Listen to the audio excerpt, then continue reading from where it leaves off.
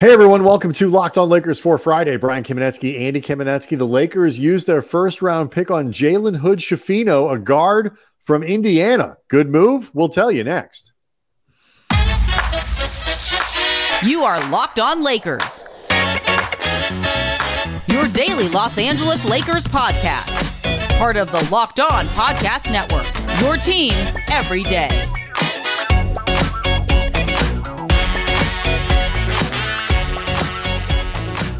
Thanks to everyone for making Locked On Lakers your first listen of every day, Monday through Friday, no matter how or where you get your podcasts. It's always going to be free, never behind a paywall. Locked On Lakers on YouTube is where you can go to hang out with over 17,000 subscribers, all of whom are excited to learn more about what the Lakers did on draft night.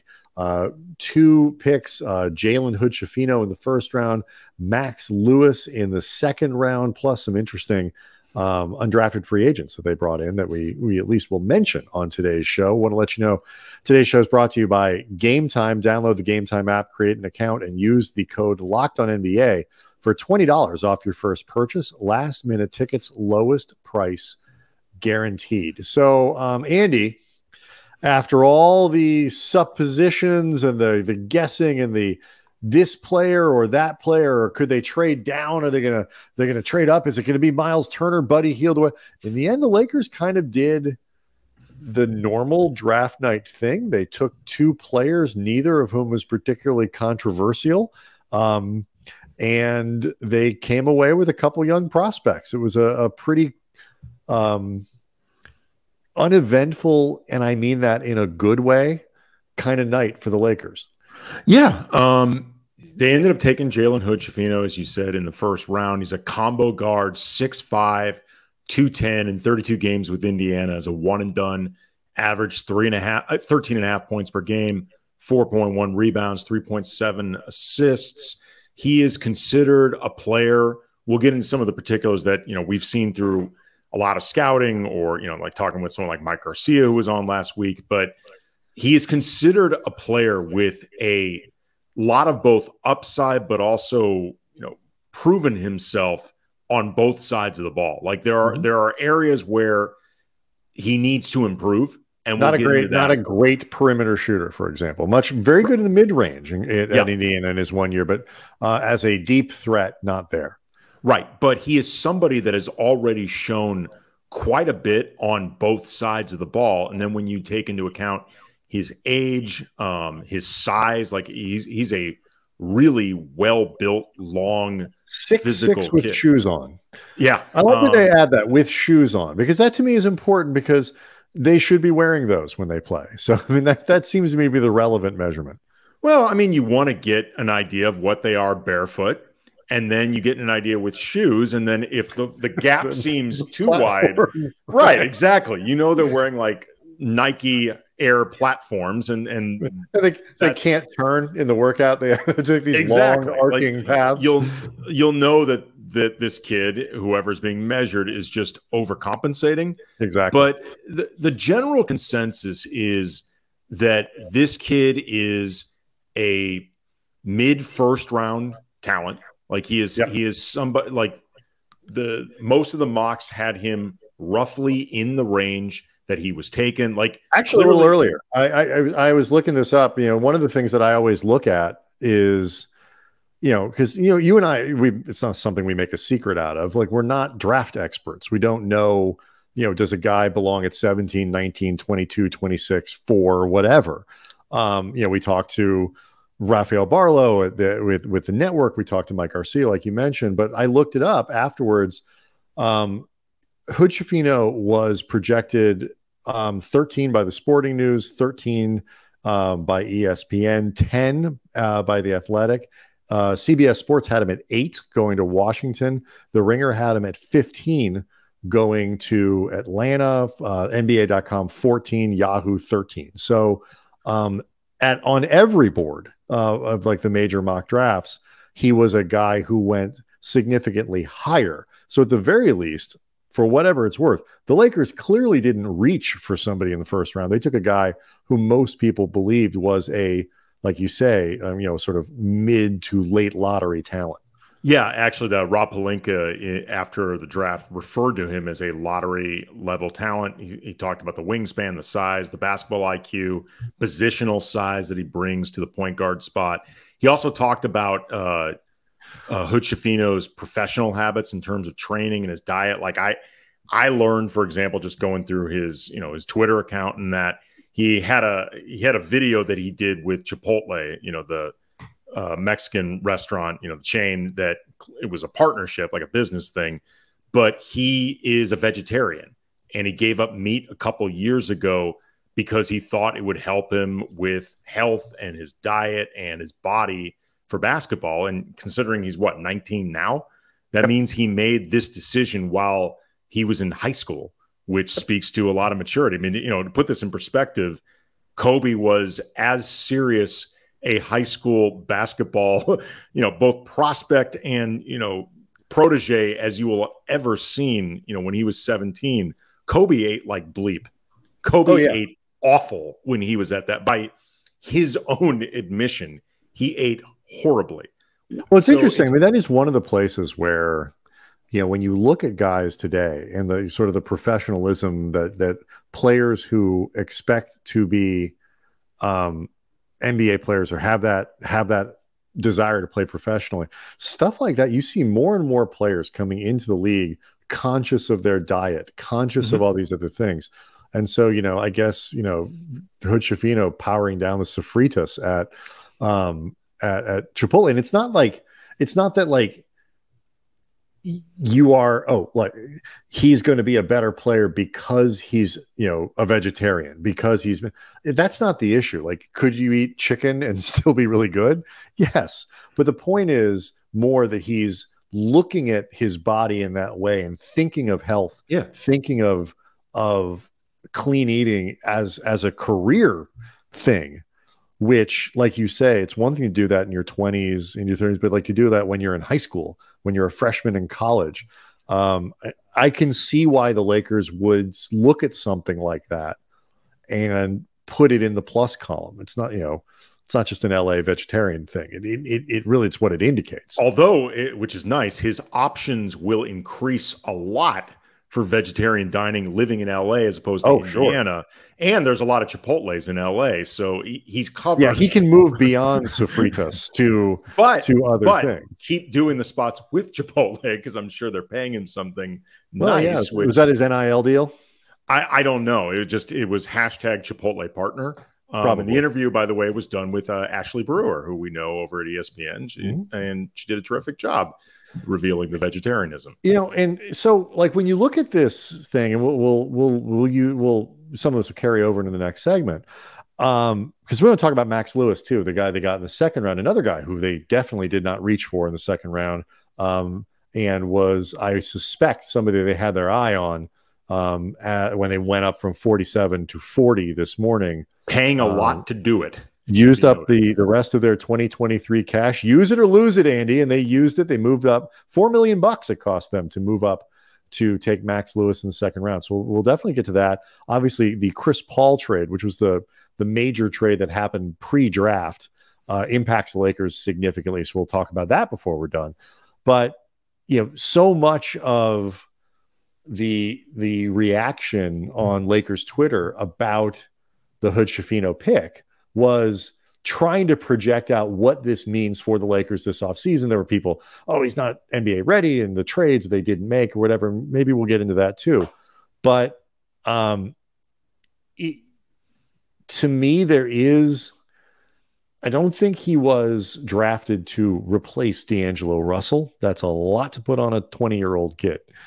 But I do think he is a bit of a hedge for the Lakers potentially this year with their roster, and I will explain that next.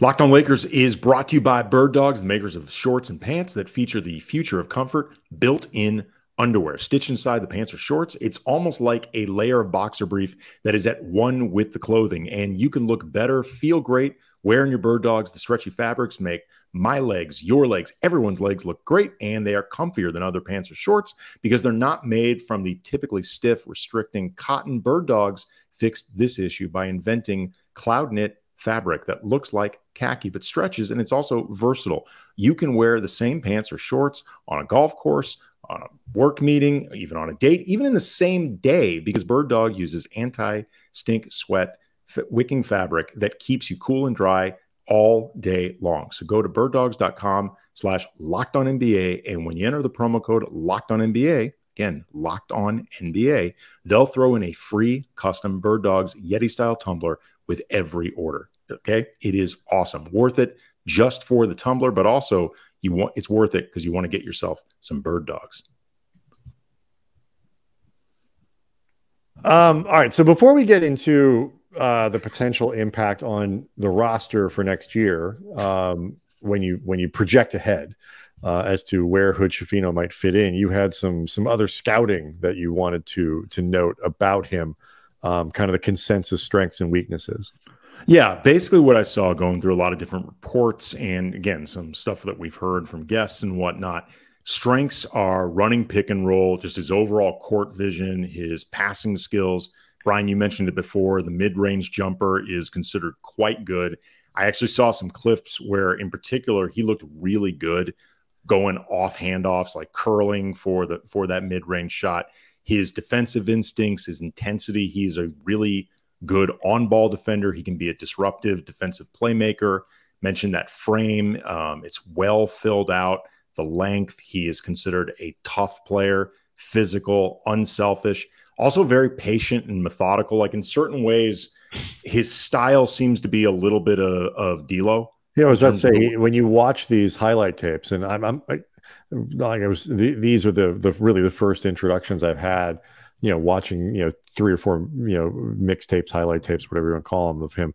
You really do get a strong right-handed D'Lo vibe. Yeah. Yeah. The weaknesses, as you mentioned before, needing to improve that outside shot. Although there is, I think, a pretty consensus amount of confidence that he will be able to figure this out, particularly, I think, working with the Lakers and their developmental coaches. Yeah. He's not great at the free throw line or finishing at the rim. And the mid-range seems to be his one truly consistent spot on the floor. He's not considered a particularly explosive athlete, and at times he can be turnover prone. Some of the comps that I saw, Jalen Suggs, Malcolm Brogdon, RJ Barrett. So just giving people an idea. I'm sure everyone's going to start now, looking for YouTube clips of Jalen Hood-Schifino, but just some of what I've seen in terms of the scouting reports on him. And there was a lot of agreement in these scouting reports. Like I did not see a lot of conflicting opinions on him. No, and he's not a guy that I think is considered, he's not considered a project. He's not, I think there's, probably some debate. Is he, the highest end prospect that you could find? Like, is he, have the upside of a perennial all-star that you're taking a big risk on? No, but I think he's considered a pretty high floor player as well. In the Lakers, anytime, especially once you start getting out of the lottery, if you can find guys who are, really rock solid rotation players, can be important components on a championship caliber team, which is what the Lakers always will want to be. That's good work. Like, you are doing really good work at that point. And, Hood-Schifino seems like a guy who fits that bill. It was interesting too. Like, when you heard the Lakers talk about him and Pelinka talk about him, these scouting reports, a lot of, smooth, smart, a lot of those types of words, just a quality basketball mind, good IQ, things like that. Not an athlete that leaps off the page, but a player who comes in and makes good, like, kind of shows good instincts, good smarts and things like that. I love that he can handle the ball. I love that he's big enough that I am assuming that they bring back D'Angelo Russell. This does not impact that, at least I wouldn't think, directly. But I love that he's big enough that you could play him with both D'Lo and, in theory, and this is, I do think, where there's at least a small bit of a hedge, Dennis Schröder. He's large enough that you could play him with anybody else in the Lakers backcourt, including Austin Reeves. I don't think it's a hedge against Russell. I do think it is a small hedge against Schröder. I think they would have drafted him anyway, but I certainly would guess that there is at least the thought that you might want a guy who can come in and play, or at least give you credible minutes, not replacing Schröder because that's too much to ask, but filling a slot if they can't afford to pay Schröder what he could get on the open market. Yeah, I mean, how much floor time he actually can get as a rookie, it remains to be seen. The first half of last season, Max Christie got a decent amount of run, and then basically after January didn't play anymore. And I think it was a combination of the upgrades that the Lakers made, and then all of a sudden wanting to put themselves in that playoff chase. And most coaches will be reticent to play a 19-year-old rookie in a situation like that unless they absolutely have to. Yep. I think it was, in all honesty, less about Christie being unable to stay on the floor than the situation itself. But we've talked before, Brian, about how much they're going to be looking to go deep if they can to try to preserve LeBron, to try to preserve Anthony Davis. Even D'Angelo Russell has had some injury concerns. I think just Hood-Schifino's ability to play defense, like he's projected as somebody, if nothing else, that can play defense well enough that you don't have to worry about him. I think that alone could give him some opportunities to stay on the floor. Like the mistakes that he will inevitably make offensively, particularly turnovers or whatever, they will at times frustrate veteran teammates or the coaches or whatever. But I think those are the things that often coaches live with a little bit easier. If you feel like somebody's just going to get eaten alive defensively, particularly when they're young, I think that's often when coaches just say, I can't put him out there right now. Yeah. And it's not reasonable to expect him to come in and play big minutes and whatever, but it would be nice to know that he can, not big minutes, but can get on the floor and play. It helps to be, it helps to be with LeBron James. It helps to be with Austin Reeves. Like when you watch these clips, he certainly comes off as the type of player who is smart enough to play with good players and will benefit from them the same way that Reeves did. Like on his own, with a bunch of other younger players or less polished players, might not be as effective. But when you put him in with good structure and with other, that type of quality, could have a chance to do something. Real quick before we move on to the CP thing, at 40 they took Maxwell Davis from Pepperdine, so he does Maxwell Lewis from Pepperdine, who does not need to find his way around the city because he ostensibly knows where to go. So that's always nice. Another player, he's a wing, profiles as a 3-and-D type guy, and another guy who many people had higher up on their board. So this was not a player that was seen as a project, but as a guy that potentially could be a steal at 40, and shoots the ball pretty well, defends pretty well, does a lot of things pretty well, played on a god-awful Pepperdine team, which can drag down a player's value. Apparently had a really good early group workout with the Lakers. And those are actually really important because that's where lower profile players, you can stand out against these other guys. You get out on the court with 5, 6, 7, 8, 10 other prospects and you kind of beat them up a little bit. That will definitely impress a team. So we'll get into Max Lewis next, and also the CP3 thing, which obviously impacts the Lakers and D'Angelo Russell. So we'll do all that next. Locked On Lakers is brought to you by Game Time. And years ago, some friends of mine and I, we went to go see LL Cool J in LA, really last minutes. We didn't know how to get tickets. We ended up buying from a scalper and they were fake. And I'm like, I will never deal with a situation like that again, and I don't have to. And that's why I love Game Time, the fast and easy way to buy tickets for all the sports and music, comedy shows, theater near you, even at the last minute. When they've got those killer deals on the last minute tickets and the best price guarantee, you can stop stressing over the tickets, start getting hyped for the fun. And they offer lowest price guarantee, event cancellation protection, even job loss protection. Game Time guarantee means you'll always get the best price. If you find tickets in the same section or row for less, Game Time will credit you 110% of the difference. It's the fastest growing ticketing app in the country for a reason. Buy tickets in a matter of seconds, 2 taps, and the tickets go directly to your phone, and then you're set. So snag the tickets without the stress with Game Time. Download the Game Time app, create an account, and use the code LOCKEDONNBA for $20 off your first purchase. Terms apply. Again, create an account and redeem the code LOCKEDONNBA for $20 off. Download Game Time today. Last minute tickets, lowest price guaranteed.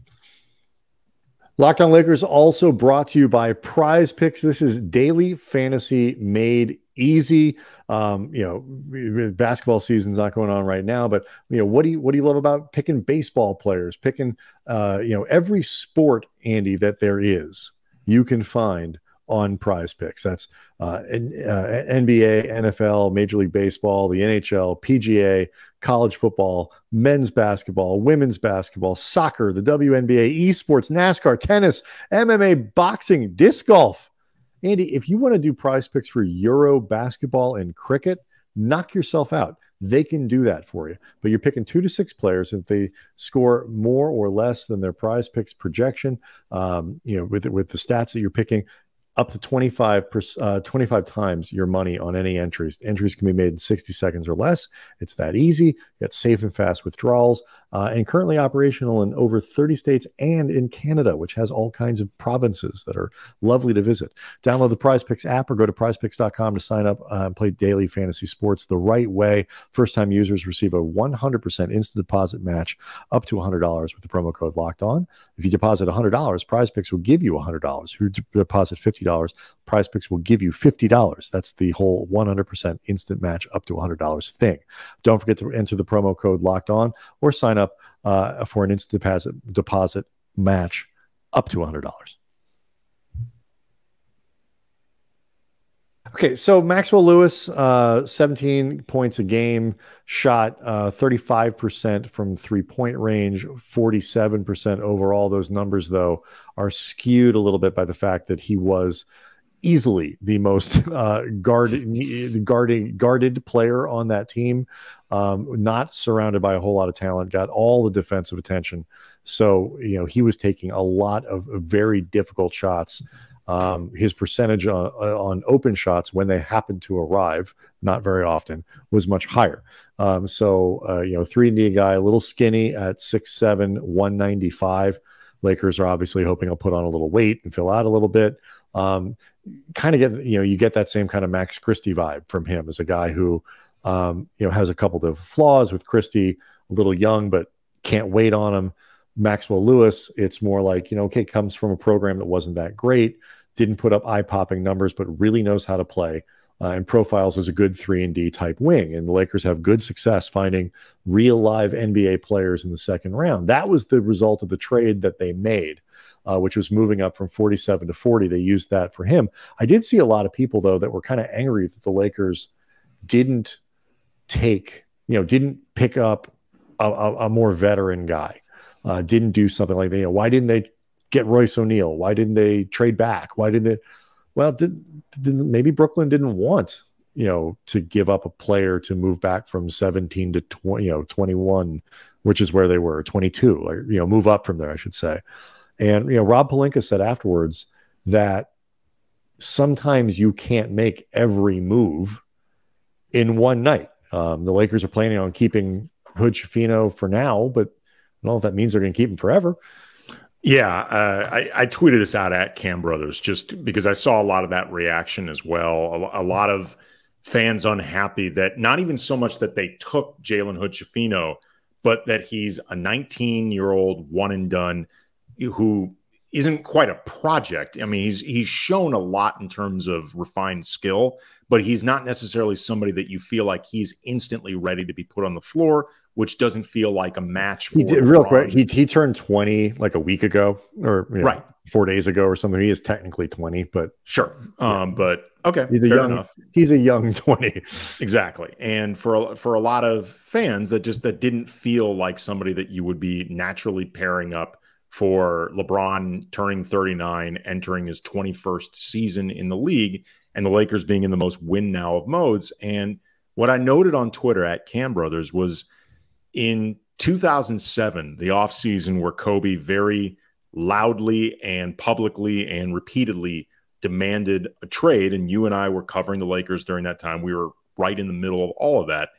The first thing the Lakers did after that trade demand was they had the draft coming up, and they used a mid-first round pick on Javaris Crittenton, who was selected to be kept. So obviously that was not a move. They didn't use that first round pick in any way to try to placate Kobe, reassure him about what they were doing. They took a one and done point guard out of Georgia Tech. 6 months later, Crittenton ended up getting traded for Powell. The point being, like, Jalen Hood-Schifino did not get a promise ring from the Lakers. And like, if a good deal isn't available they're now, not going steady. No, like, if a good deal isn't available now, grab the talent, then figure it out from there. And I want to make it clear, this is not me saying that I think Hood-Schifino is going to be dealt this season. Like, I'm not making a prediction one way or the other. That's not even my point. I'm just saying the Lakers, because they did not use this pick in the most win now mode today, doesn't mean that a win now move is off the table in the near future. That's just, you have to be smart about this stuff. And nobody, somebody knows, but we don't know what was available to them in terms of a trade. Like, what could they have done with the pick? Like I said, like, nobody, it's not like Brooklyn traded Royce O'Neal to someone else. It's not like Buddy Hield was traded to someone else. There were actually very few draft deals. Most of them were involved the Dallas Mavericks. Most of them were salary type things where you're moving around guys. They traded Davis Bertans into Oklahoma City's cap space to move back. They ended up getting the guy that they wanted. Dallas had a really nice night. That seems to be, they did pretty well, but there weren't a lot of established NBA players flying around on draft night anyway. A couple of other housekeeping notes.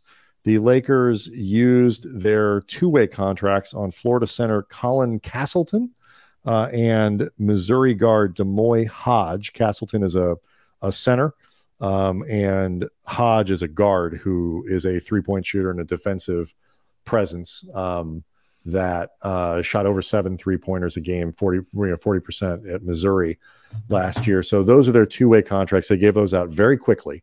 Cole Swider, I believe, is the third guy. Now you get 3 who is on a third contract, and I believe that means the end for Scottie Pippen Jr. So that's what that looks like. So we'll see with the Summer League team. We'll try to get Mike Garcia back next week to talk about especially some of these guys who he is really familiar with. Oh, and Alex Fudge as well. Oh, right, as an Exhibit 10. Right. What does that do? That basically gives them like more access to their Summer League team, and I think their G League team. It's like a souped up G League contract, essentially. It's basically somebody that I think is really getting earmarked for consideration for, if nothing else, the G League team. Right. If not, so get a little extra money. The Exhibit 10 thing, I love the name of, but I still haven't quite figured out what it is. But it's worth noting, Fudge was one of the guys that Mike Garcia had pointed out he thought could go undrafted and that he hoped that the Lakers would target. Right. So very disruptive defensively is his reputation. Let's talk about this CP3 thing. Really interesting end to this one. He does not go to the Clippers. He ends up with the Warriors, who send Jordan Poole to Washington. Poole will now take 493 shots a game for the Wizards, who still won't be enough for him. It won't. Who have like 26 guards. It's such a weird thing that got going on there. But the big point here is he's not going to be out on the streets this year. Nope. Like, he is not going to be an LA Laker, which means as time has gone on through this, it's gotten more and more and more likely that D'Angelo Russell and the Lakers are in a place where they're going to need to find a nice contract that satisfies everyone's needs here. CP going to Golden State only reinforces the idea that, yeah, D'Angelo Russell is probably coming back. Now, I think this is a good thing for somewhere between $15 and $20 million on what probably be a 2-year deal with a third year as an option or something like that. They'll figure it out. I see this as a really good thing. I know other people are disappointed, but either way, this looks like where it's going. Well, look, I would rather have D'Angelo Russell than Chris Paul. If not that you necessarily had to choose between one or the other, But if you were going to choose between one and the other, yep, I'd rather have D'Lo. I think this gives D'Lo somewhat more leverage just because Chris Paul as a threat, if not an actual option, is now off the table. Yep. I still think at the end of the day, he's not going to be able to squeeze the Lakers past a certain point because I don't think the market for his services is any bigger now than it was then. It's just one fewer threat that the Lakers could use against him. But I agree with you. I think that this is ultimately good for the Lakers, and I think it does increase the odds of D'Lo coming back. I also just think Chris Paul going to Golden State in and of itself is really interesting because, you know, you and I talked before, one of the concerns I had about bringing in Chris Paul is the type of role that I think he would be most ideally suited for at this stage of his career. I'm not convinced that he is necessarily all that open towards it, but this is one of the few teams that you could send him to where he ain't going to argue. Like Chris Paul is not going to end up arguing on this team. He will be one of the leaders because that's the way Chris Paul is wired, but it ain't his team and it ain't ever going to be his team. No. And if there was ever a setup that could take as, you know, talented, and, you know, still often effective, but very headstrong and sometimes, frankly, very annoying player as Chris Paul can be, he can be really grating to a lot of his teammates, where I think it can lessen some of that, dilute some of that in ways that may actually serve Chris Paul well. The Warriors are that place. Mm-hmm. So, and then in the meantime, they get off Poole's money. How that plays out is going to be completely fascinating. Also, too, we don't need to get into it now, but go listen to Locked On Mavericks because I'm sure they're talking about the moves that they made on draft night and how that impacts their ability to potentially go out and make a run at Draymond Green. So, lots more to get into. We'll next week we will have more draft analysis for you, breaking down who the Lakers picked, some of these other little more detail, a little more scouting reports on the guys they got in the first round, you know, the second round, these undrafted free agents that they got. So I think we'll reach back out to Mike Garcia and make that happen. And then, you know, it's not too long getting into free agency, and, you know, the trade possibilities are still out there. Lakers still have choices to make about Beasley and Bamba, and a lot is going to be happening. So make sure you are following us every day, hanging out, asking questions on the YouTube channel. Locked On Lakers on YouTube, of course, where you can go to hang out with everybody and leave us questions that we use on the show. Hope everyone has a great weekend. It was a really solid night for the Lakers, where at the very least, we don't know what's going to happen with these guys, but they got good players that make sense with value, it seems, relative to where these guys were generally mocked and slotted on board. So another solid night for the Lakers. They're starting to stack them up, see how everything goes, and we'll see everybody on Monday.